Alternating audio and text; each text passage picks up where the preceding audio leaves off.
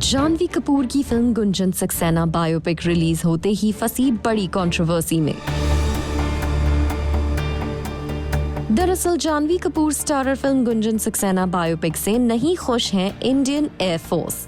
As per the report in ANI, Indian air force ने Dharma production, OTT platform और CBFC को एक रिटन लेटर लिखकर अपनी आपत्ति जताई है फिल्म के कुछ सीन्स और डायलॉग्स को लेकर। Reportedly, the IAF raised concerns over its negative portrayal in them and expressed it to CBFC. Reportedly, the IAF India letter mentioned Dharma Productions had agreed to represent Indian Air Force (IAF) with authenticity and make all efforts to ensure that the film helps to inspire the next generation of IAF officers.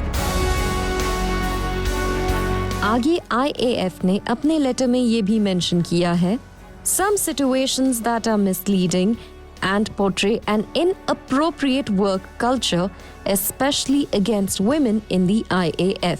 दरअसल gender issue को लेकर film में जो सवाल उठाया गया है वो इंडियन एयरफोर्स को पसंद नहीं आया है। According to the letter sent to CBFC, the IAF claimed that they have always ensured gender neutrality in the force and that certain scenes in the film may be objectionable. Along with the letter, the IAF also sent the annexure of scenes and dialogues in the film that are objectionable according to them. Reports में ये भी कहा गया है कि IAF ने Dharma production से अपनी रिजर्वेशन शेयर की थी, लेकिन अलेजिडली करण जौहर की कंपनी ने रिक्वायर्ड चेंजेस नहीं किए इन द फिल्म और फिल्म में सिर्फ एक डिस्क्लेमर इंसर्ट कर दिया। और IAF के लेटर में इस इशू पर स्ट्रॉन्ग ऑब्जेक्शन जताते हुए कहा गया है, इन view of the above, the issue of grant of NOC for the release of the movie will be considered after deleting or suitably modifying the scenes in order to cater to the observations mentioned.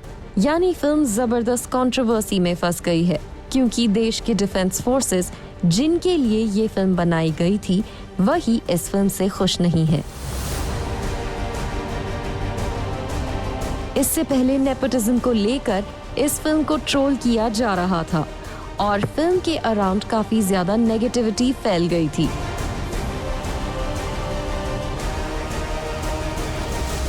अब देखना होगा Indian air force के strong objection पर करण जौहर की team किस तरह respond करती है।